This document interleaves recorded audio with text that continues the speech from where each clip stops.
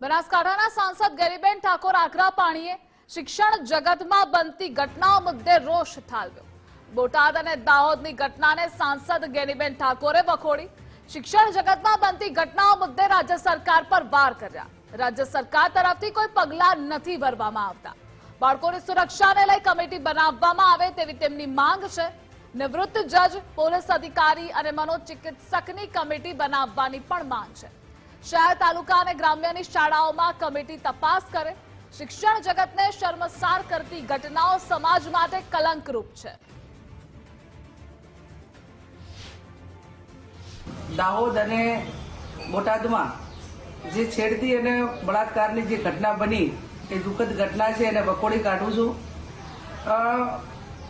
શિક્ષણ જગત એ દીકરા અને દીકરીઓને ભણાવવા માટે મા બાપ એ વર્તમાન સમયની અંદર બાળકો જેટલા માતા પિતા ઉપર ભરોસો રાખે એનાથી વધારે એના શિક્ષક ઉપર ભરોસો રાખે છે।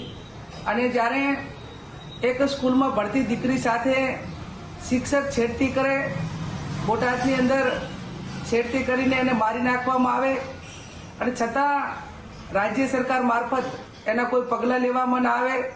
હું રાજ્ય સરકાર પાસે માગણી કરું છું કે આ ઘટનાઓને રોકવા માટે કરીને એક કમિટીની રચના કરે।